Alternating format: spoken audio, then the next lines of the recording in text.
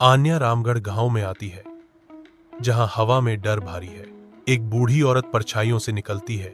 उसकी आवाज कर्कश चेतावनी देती है, बिटिया, उस हवेली में मत जाना।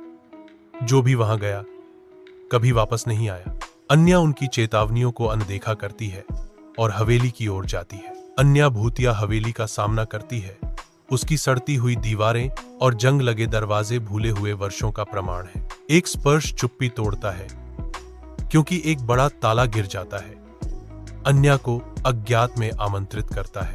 घबराई हुई लेकिन दृढ़, अन्या भूतिया हवेली में कदम रखती है। अन्या हवेली के भव्य हॉल में कदम रखती है।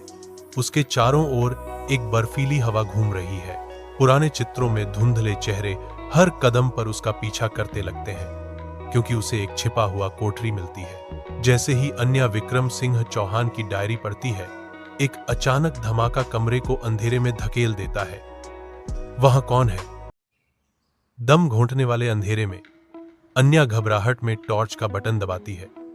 उसकी उम्मीद हर असफल प्रयास के साथ कम होती जा रही है। उसकी सांसें उथली और तेज हो जाती हैं। अदृश्य के खिलाफ एक हताश संघर्ष। एक निर्लज्ज आवाज गूंजती है, तुम कौन हो? तुम यहां क्यों आए हो? अन्या जवाब देती है, मैं एक पत्रकार हूं। मैं केवल इस हवेली के बारे में सच्चाई जानना चाहती हूं। अन्या सावधानी से धुंधले बेसमेंट में उतरती है। हर कदम शांति में गूंजता है। उसकी नजरें पुराने बक्सों और लोहे की जंजीरों पर घूमती हैं। हर वस्तु भूली हुई कहानियों को फुसफुसाती है। तहखाने की गहराई में टूटे हुए ताले वाला एक बड़ा लोहे का सीना आधा खुला पड़ा है, जो उसे करीब आने का इशारा कर रहा है।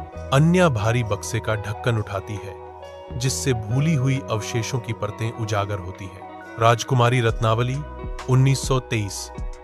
लेकिन अचानक हवेली अदृश्य शक्ति से कांप उठती है। जैसे ही वह धुंधले शब्दों को समझती है, एक अदृश्य हमलावर अन्या की कलाई पकड़ लेता है। अन्या, उसका दिल धड़क रहा था, तहखाने की अंधेरी गहराई में उतरती है। डर उसके चेहरे पर अंकित था। अचानक एक गांठदार हाथ अन्या की कलाई पर कसकर उसे आगे बढ़ने से रोकता है। चौकीदार चेतावनी देता है, तुम्हें यहां नहीं आना चाहिए था। जो कोई भी इस तहखाने में गया है, वह कभी जिंदा वापस नहीं आया। अन्या एक तस्वीर दिखाते हुए जवाब देती है, यह राजकुमारी रत्नावली कौन थी? धुंधले प्रकाश वाले तहखाने में सुरक्षा गार्ड कांपता है। डर उसके चेहरे पर अंकित है। अन्या अपनी लालटेन उठाती है, जिसकी रोशनी नम दीवारों को उजागर करती है और भयानक छायाएं डालती है। मत पूछो बेटी, यह हवेली उसके शाप से ग्रस्त है। राजकुमारी रत्नावली को हवेली में कैद किया गया था और वहीं उनकी मृत्यु हो गई। अन्या आगे बढ़ती है। लालटेन एक महिला की प्राचीन पेंटिंग को रोशन करती है, जिसे जंजीरों में जकड़ा गया है। अचानक एक ठंडक तहखाने को भर देती है, जिसके साथ एक निराकार फुसफुसाहट सुनाई देती है, मेरी कहानी अधूरी है, मुझे न्याय चाहिए। एक खून से सना हुआ घूंघट उतरता है, जो अन्या के पैरों के पास अशुभ रूप से उतरता है, क्योंकि भूतिया आवाज जारी रहती है, अगर तुम सच जानना चाहते हो तो तुम्हें अपनी जान जोखिम में डालनी होगी। एक गुप्त द्वार खुलता है, जो एक उज्ज्वल सुनहरा चमक प्रकट करता है, जो अज्ञात से बुलाता है। अन्या गुप्त दरवाजे के सामने खड़ी है। उसकी सुनहरी रोशनी उसकी दृढ़ आंखों में प्रतिबिंबित हो रही है। एक गार्ड डर से लकवाग्रस्त पड़ा है, जो अन्या के संकल्प का मूक गवाह है। अन्या गुप्त दरवाजे को धक्का देती है, एक लंबे गलियारे में कदम रखती है, जहां हवा ठंडी हो जाती है। अन्या सावधानी से विशाल लोहे के दरवाजे से कमरे में प्रवेश करती है। हवा प्राचीन रहस्यों से भरी है। कक्ष के हृदय में एक पत्थर का वेदी उठती है, जो राजकुमारी रत्नावली की मूर्ति से सुशोभित है, जिसकी आंखें अलौकिक तीव्रता से जलती हैं। एक आवाज कमरे में गूंजती है। रत्नावली की आत्मा बोलती है, मैं रत्नावली हूं, मुझे धोखा दिया गया था, मेरी कहानी दुनिया को बताओ। अन्या जवाब देती है, डर साफ है, तुम मुझसे क्या चाहती हो? जैसे रत्नावली की चेतावनी गूंजती है, गलियारा हिल जाता है। तेज हवाएं पत्थर की दीवारों को मारती हैं और एक मूर्ति की आंखें खून के आंसू रोती हैं।